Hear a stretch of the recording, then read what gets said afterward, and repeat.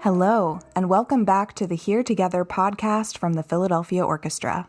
I'm your host, Tori Marchiony, and this is a space to hear from the artists and activists working to create a more equitable future, inside and outside the concert hall. The music you just heard in the intro was Dvořák's Serenade in D minor, performed by the Philadelphia Orchestra and conducted by our guest today, Lina González-Granados. In the 2020-21 season, she was a conducting fellow with the Philadelphia Orchestra. This year, she'll take on a new role as conductor-in-residence of LA Opera, a fitting accomplishment for one of the most sought-after conductors of her generation. Throughout her career, the Colombian-born Lina has earned a reputation for her thoughtful programming.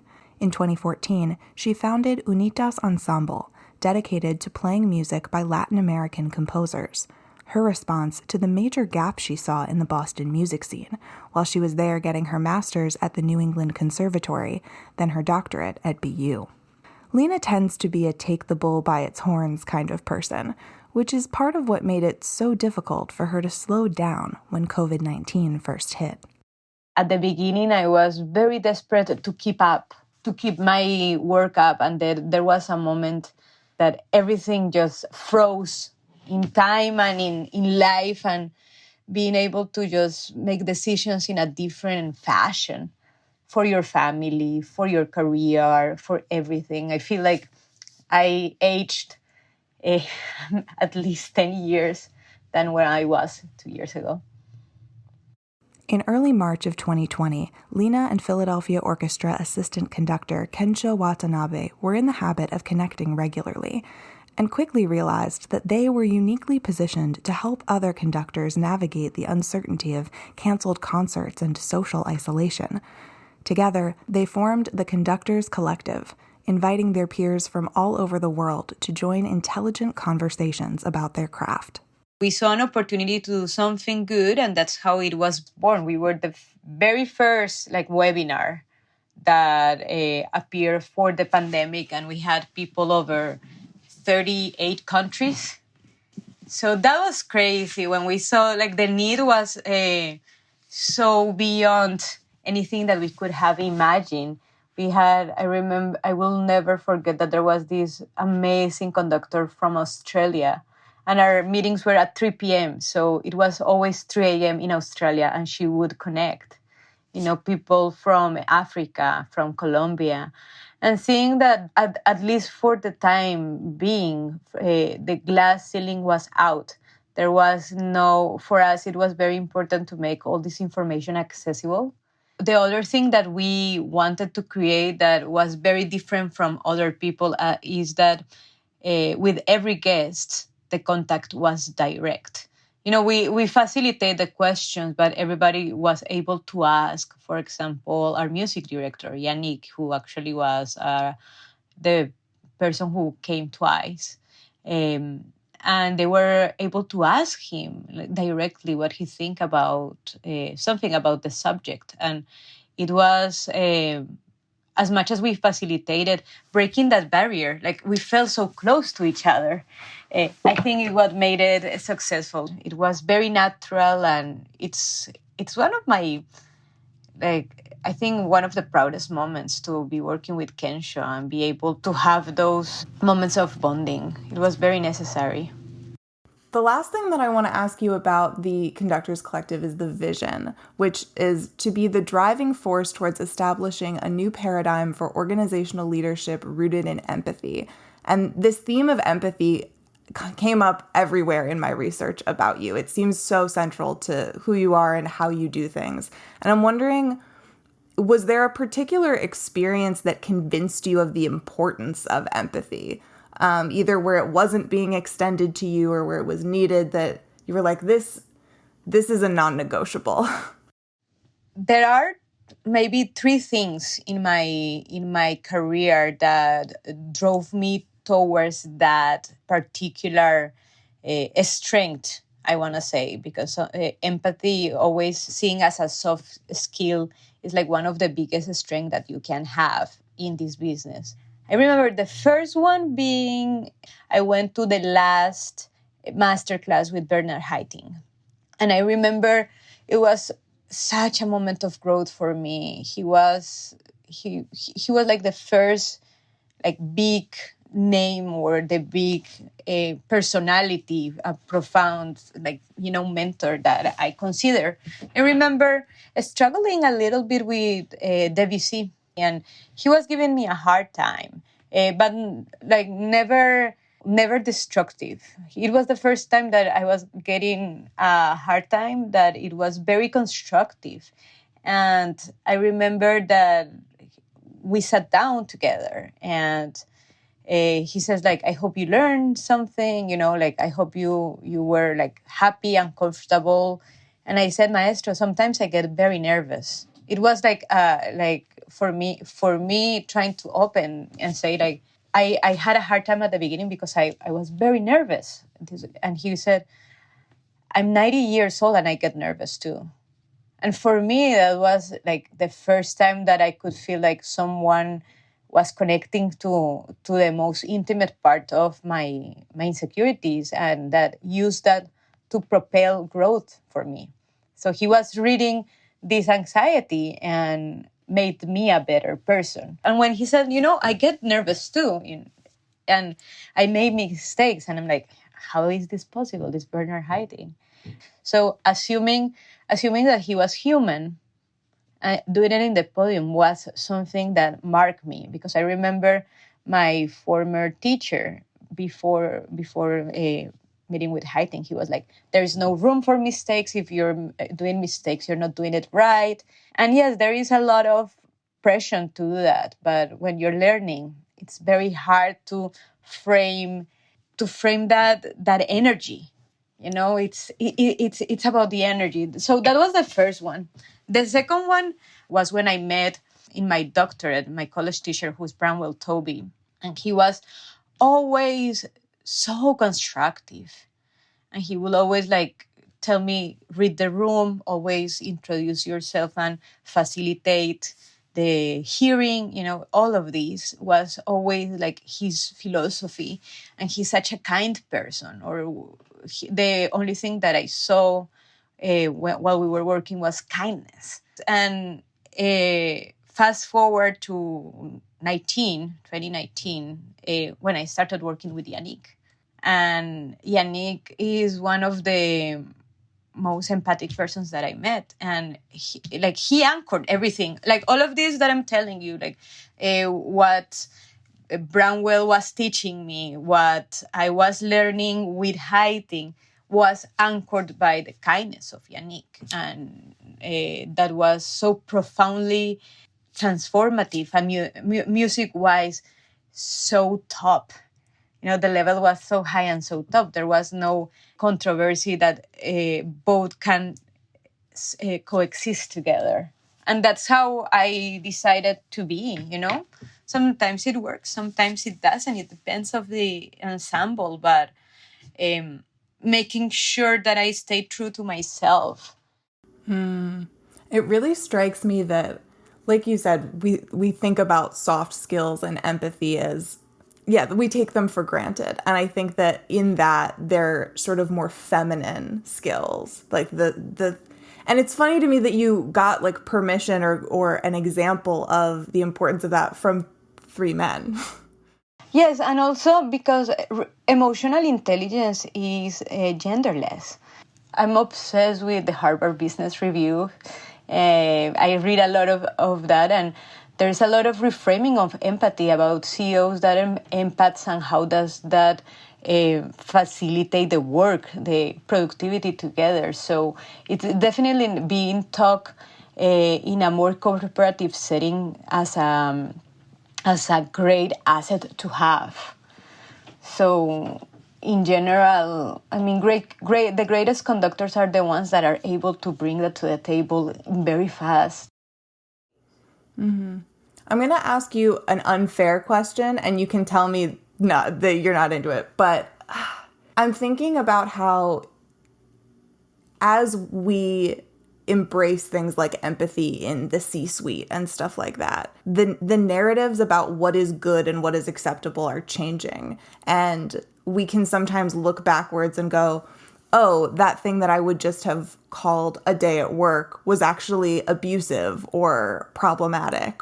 Do you look back on your earlier education in more traditional, kind of harsh settings and feel like it was abusive in some way? Do you feel like it was unnecessarily harsh, or do you feel like it was of the time and you learned what you needed to learn? I think it was, yes, abusive in some instances. In some instances, completely inappropriate. And inappropriate, abusive, borderline racist, depending on the country, you know. There's so many things that are so unnecessary in order for you to grow up.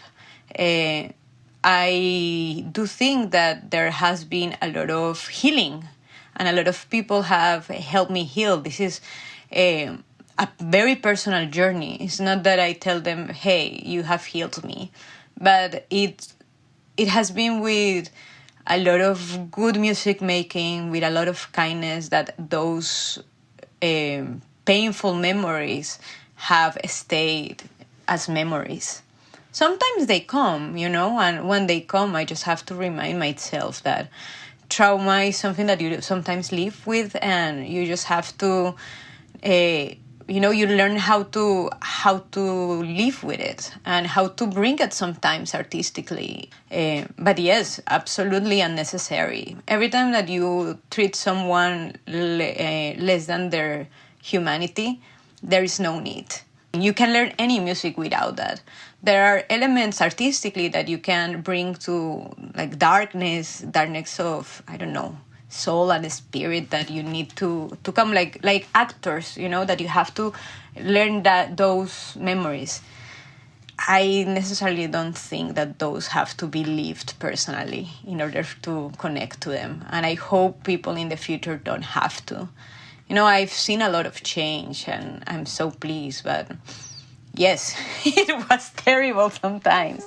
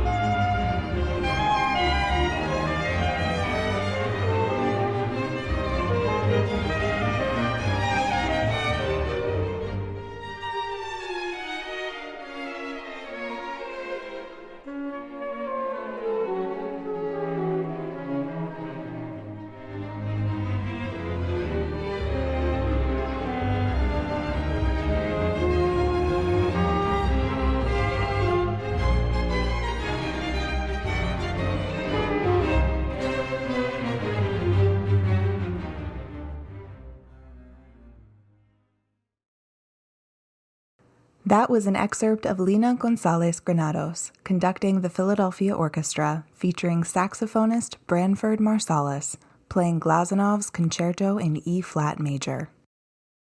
So I'd love to hear a bit about your upbringing.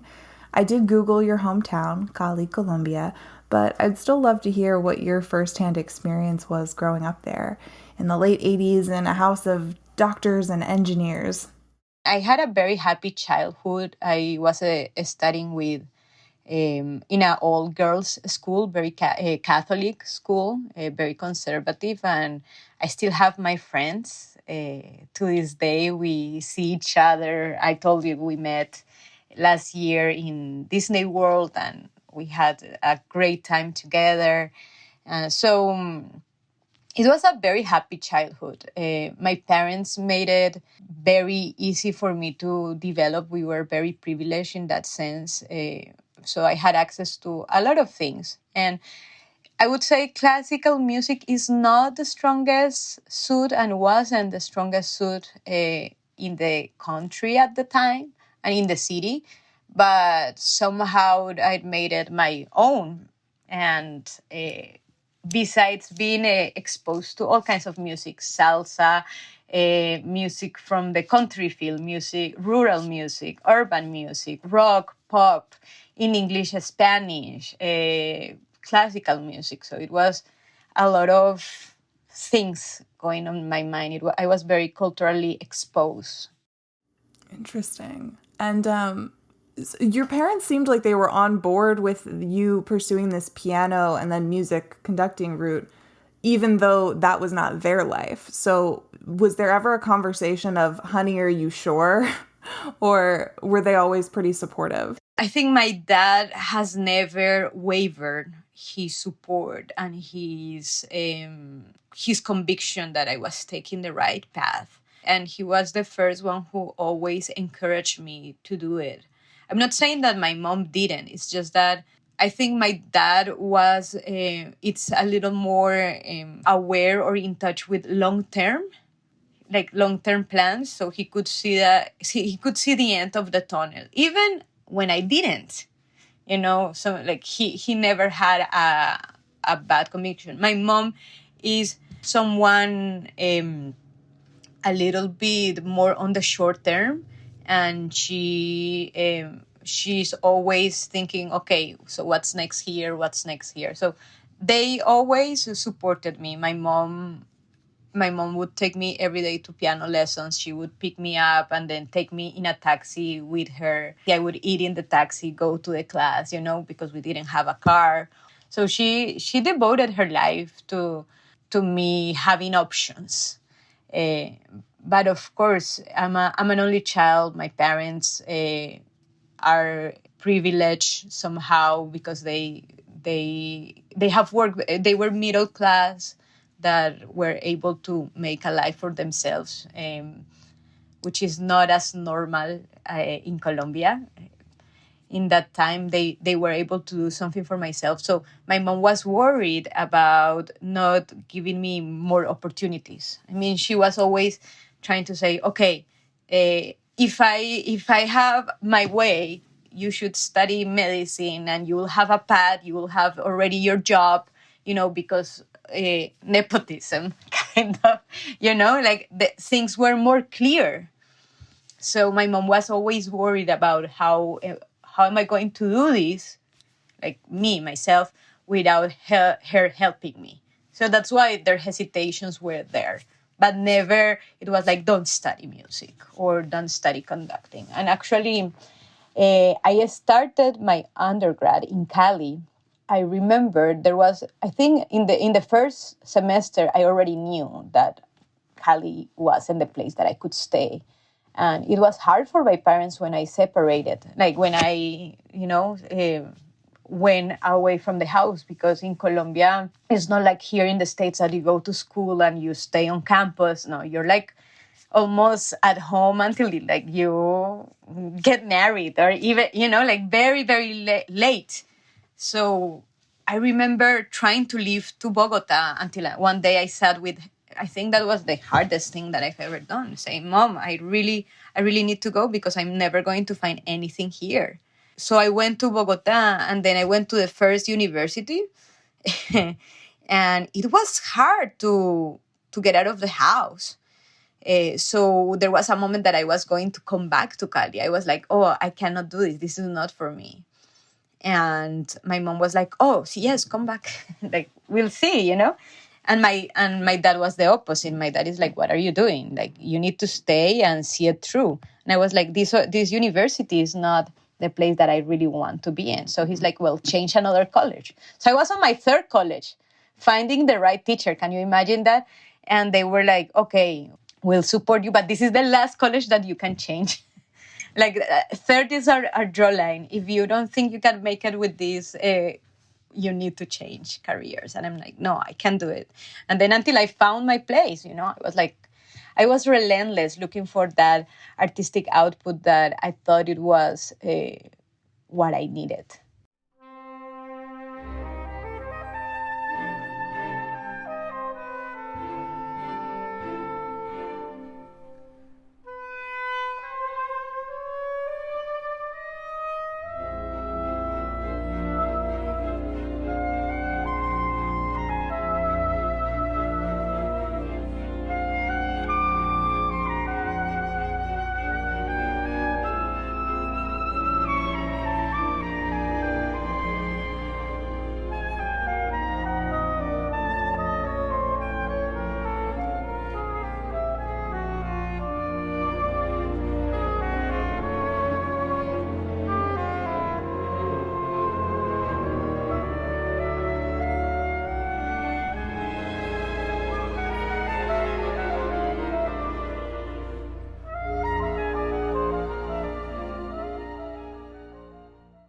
That was an excerpt of Fantasia, written by the Brazilian composer Heitor Villa-Lobos, performed by the Philadelphia Orchestra, featuring Branford Marsalis on saxophone, and conducted by Lina González-Granados.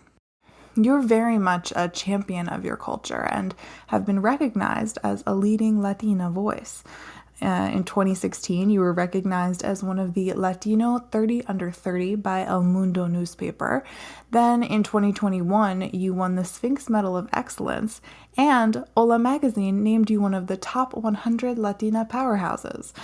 So I guess what I'm wondering is, was wearing that mantle of your heritage a natural position to take, or was it a box that you got put into?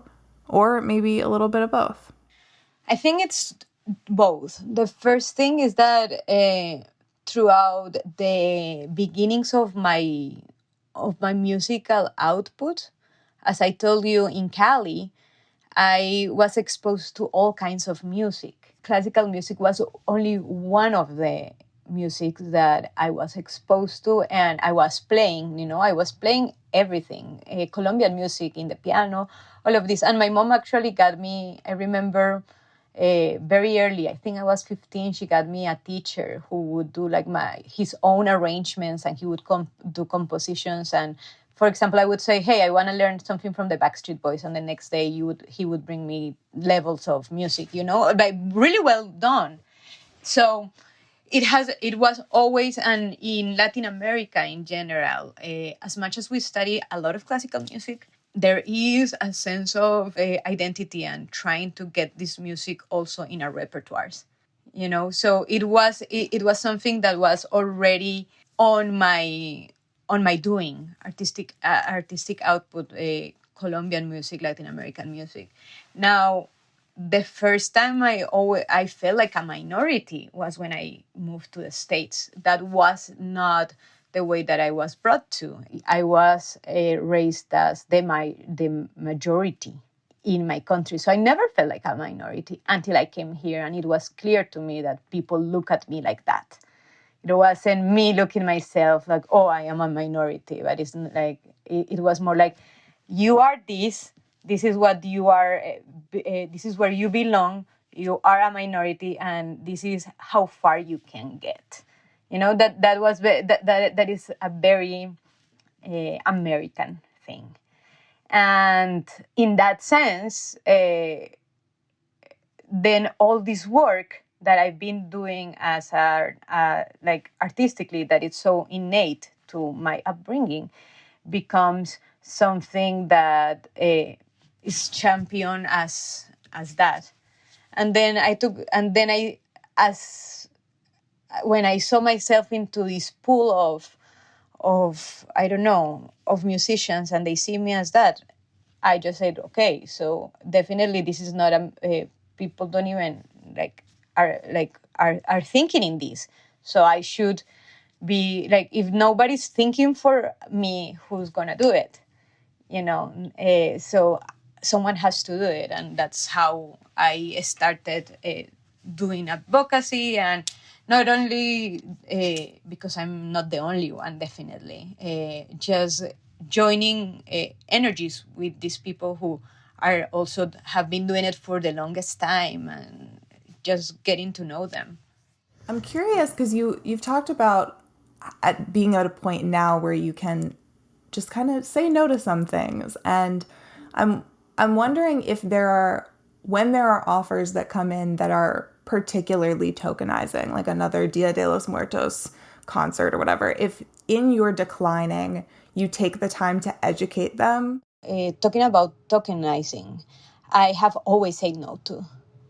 Like, even when I didn't have opportunities, that was something that I was very strong-willed to say no to. And because everything that I program, even when it's a strong part of my identity, it comes from a very deep study of the score, or like a very deep thought of like intellectual of programming. So I've never had if it doesn't come from that side, I said no I've had a few opportunities to educate people, as you told me, because because I have a manager, so I tell him no straight, and he already knows. Um, but when I get the opportunity, I don't waste it. Do you feel like you have to prepare yourself for those kinds of to speak in those ways? Do you get nervous or tongue tied or worried that you're going to say the wrong thing? Or yeah, how do you make sure that you're taking advantage of those moments the best way that you can without it becoming like your full-time job to have to think about how to say these things? It depends on the people. Like I don't.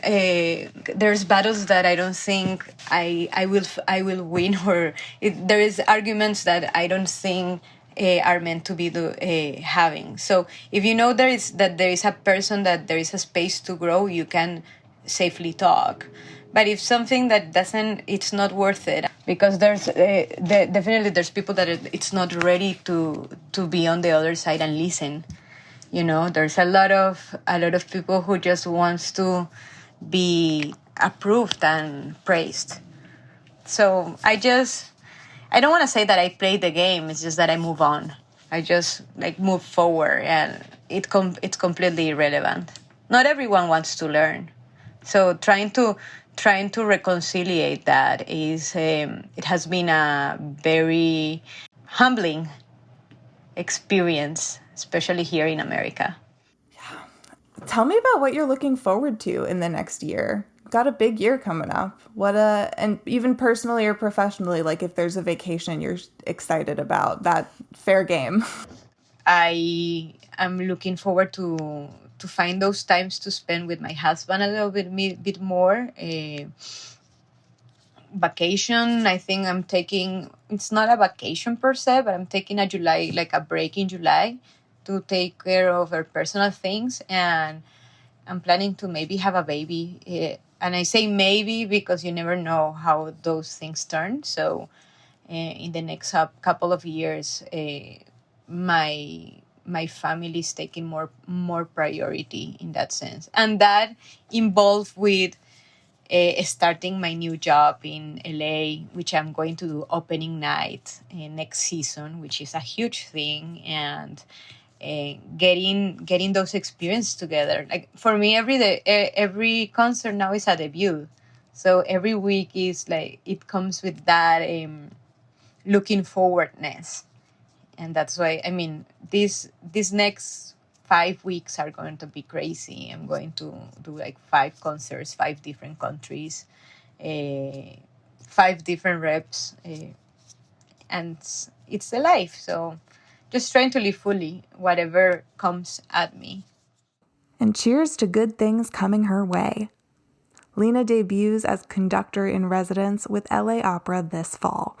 Many thanks to her for making time to speak with us, and thank you so much for listening to the Here Together podcast from the Philadelphia Orchestra. If you liked this episode, please be sure to like, subscribe, rate, review, comment, and share with your friends. I'm Tori Marchiony, and we'll be back next month with more stories about music, social justice, and all the life in between.